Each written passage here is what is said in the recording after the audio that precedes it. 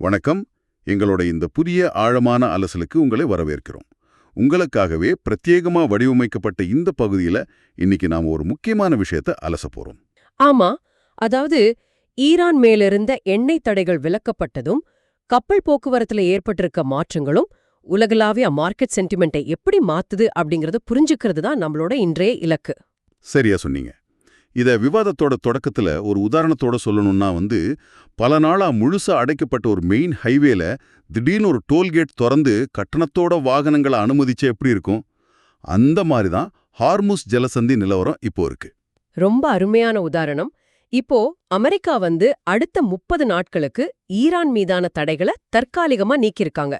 இதனால இந்தியா, சீனா மாதிரியான நடுநிலை நாடுகளோட கப்பல்களை ஹார்முஸ் ஜலசந்தி வழியா கடந்து போக ஈரான் சம்மதிச்சிருக்காங்க. ஓ, இது சப்ளை செயினுக்கு ரொம்ப பெரிய விஷயமாச்சே. ஆமா, ரொம்ப பெரிய விஷயம்தான்.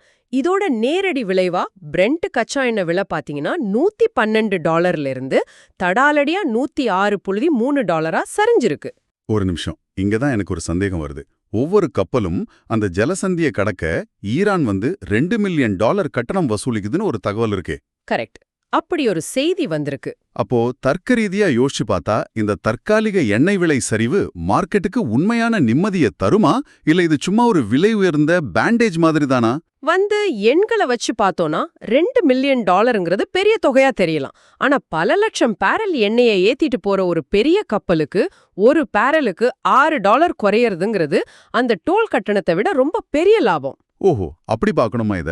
ஆமா, முழுமையா முடங்கி போயிருந்த சப்ளைக்கு இது ஒரு மிகப்பெரிய ரிலீஃப். ஆனா பிரச்சனை என்னன்னா, உலகளாவிய மார்க்கெட் இன்னும் முழுசா நிம்மதி அடையல. நீங்க சொல்றத பார்த்தா நெடுஞ்சாலையில டோல்கேட் திறக்கப்பட்டாலும் சுற்றி இருக்க மலைகள்ல இன்னும் ஸ்னைப்பர்கள் குறிபார்த்து பதுங்கி இருக்கிற மாதிரி தான் தெரியுது. எக்ஸாக்ட்லி. புவிசார் அரசியல் எச்சரிக்கைகள் இன்னும் அப்படியே தான் இருக்கு. நாம எந்த அரசியல் நிலைப்பாடும் எடுக்காம தரவுகளை மட்டும் இங்க கவனிப்போம். அமெரிக்க தரப்புல ட்ரம்ப் அப்புறம் ஸ்காட் பெசன்ட் 2 பேரும் ஈரானோட உள்கட்டமைப்புகள் மேல தாக்குதல் நடத்துவோன்னு எச்சரிச்சிருக்காங்க. ஆமா, அதுக்கு பதிலடியா ஈரானும் ஒரு கடுமையான எச்சரிக்கை விடுத்திருக்காங்க இல்லையா? நிச்சயமா. அப்படி ஒரு தாக்குதல் நடந்தா கத்தார், UAE மற்றும் சவுதியில இருக்கிற அமெரிக்க தளங்களை குறிவைப்போன்னு ஈரான் சொல்லிருக்காங்க. அப்போ கப்பல்கள் நகர்ந்தாலும் இந்த பதற்றங்கள் நடுநிலை கப்பல் போக்குவரத்தை அச்சுறுத்துறதோட மார்க்கெட்டோடைய நிலையற்ற தன்மையும் தூண்டுது. ஆமா, தூண்டுது. அதனாலதான் மார்க்கெட்டோட பயத்தை அளவிடும் விக்ஸ் குறியீடு 11% உயர்ந்து கிட்டத்தட்ட 27 நெருங்கியிருக்கா. கரெக்ட். தற்போதைய கப்பல் போக்குவரத்தை விட நாளைக்கு என்ன நடக்குமோ அப்படிங்கிற அந்த பயத்தை தான் சந்தை இப்போ விலை நிர்ணயம் செய்யுது. சரி, இப்போ இந்த உலகளாவிய ஊசலாட்டம் நம்ம உள்நாட்டு சந்தைய எப்படி பாதிக்குதுன்னு பாப்போம். உலக அளவுல எண்ணெய் விலை குறைஞ்சா நம்ம நிஃப்டி வர்த்தகத்துல ஒரு நல்ல ஏற்றம் வரணுமே. சாதாரணமா அப்படிதான் நடக்கணும். ஆனா நிஃப்டி மற்றும் பேங்க் நிஃப்டி சார்ட்டுகளை பார்த்தா ஏன் தொடர்ந்து லாங் அப்பர் ஷேடோஸ், அதாவது ஒரு பெரிய விற்பனை அழுத்தம் காணப்படுது? இங்கதான் செய்திகளுக்கும் டெக்னிக்கல் சார்ட்டுகளுக்கும் உள்ள முரண்பாடு வெளியே வருது. நல்ல செய்தியை கேட்டு சந்தை கேப் அப் ஆகி திறந்தாலும் முதலீட்டாளர்கள் அந்த ஏற்றத்தை பயன்படுத்தி லாபத்தை புக் பண்ணவே நினைக்கிறாங்க. ஓ, அதாவது விற்க ஆரம்பிச்சிடுறாங்க. ஆமா, நிஃப்டியோட முக்கிய ஆதரவு நிலை, அதாவது சப்போர்ட் 22,900 முதல் 23,000 ஆகவும், தடை நிலை அதாவது ரெசிஸ்டன்ஸ் 23,200 முதல் 23,800 ஆகவும் இருக்கு. அப்போ பேங்க் நிஃப்டி நிலைமை இதை விட மோசம்னு சொல்லலாமா? கண்டிப்பா. பேங்க் நிஃப்டி தொடர்ந்து ஒரு கரடி போக்கிலே தான் இருக்கு. அதோட சப்போர்ட் 53,000, ரெசிஸ்டன்ஸ் 53,900 முதல் 54,000 வரை இருக்கு.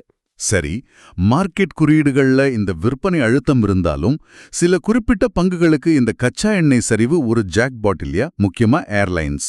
ஆமா, ரொம்ப சரியான பாயிண்ட். ஏன்னா டிசம்பர் 2025 கொண்டு வரப்பட்ட உள்நாட்டு விமான கட்டண உச்சவரம்ப இந்திய அரசு இப்போ நீக்கியிருக்காங்க. இது ஒரு டபுள் பூஸ்டர் மாதிரி தானே? எக்ஸாக்ட்லி. ஒரு பக்கம் கச்சா எண்ணெய் சரிவால ATF செலவு குறையும், இன்னொரு பக்கம் தங்களுக்கு தேவையான கட்டணத்தை நிர்ணயிக்கும் சுதந்திரம் கிடைச்சிருக்கு. அப்போ விமான நிறுவன பங்குகள்ல இனி பெரிய ஏற்ற இறக்கங்களை நாம எதிர்பார்க்கலாம். நிச்சயமா எதிர்பார்க்கலாம். ஆனா அதே சமயம் இன்னொரு குறிப்பிட்ட பங்கு செய்தியையும் நம்ம கவனிக்கணும். HDFC வங்கி தங்களோட 3 உயர் அதிகாரிகளை பணி நீக்கம் செஞ்சிருக்காங்க. ஆமா, பாண்டுகளை தவறாக விற்றதற்காக இந்த ஆக்ஷன் எடுக்கப்பட்டிருக்குன்னு செய்தி வந்திருக்கு. கரெக்ட். உலகளாவிய செய்திகள் ஒரு பக்கம் மார்க்கெட்டை இயக்குனாலும் இந்த மாதிரி தனிப்பட்ட நிறுவனங்களோட விவகாரங்கள் அந்த பங்குகளோட விலையில நேரடி அழுத்தத்தை உருவாக்கும். ஆக புவிசார் அரசியலோட தற்காலிக நிம்மதிக்கும் உள்நாட்டு சந்தையோட டெக்னிக்கல் அழுத்தங்களுக்கும் இடையில ஒரு பெரிய இழுபறி நடந்துகிட்டு இருக்கு. ரொம்ப துல்லியமான சுருக்கம். இந்த முரண்பாடுகளை புரிஞ்சுக்கிட்டாதான் மார்க்கெட்ல நம்ம தெளிவா இருக்க முடியும். சரி, இந்த ஆழமான அலசலை நிறைவு செய்யறதுக்கு முன்னாடி நீங்க சிந்திச்சு பார்க்கறதுக்காக ஒரு கேள்வி.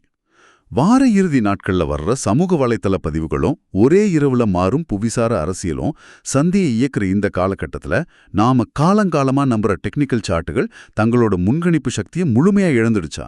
சிந்திச்சு பாருங்க. மீண்டும் அடுத்த அலசலில் சந்திப்போம்.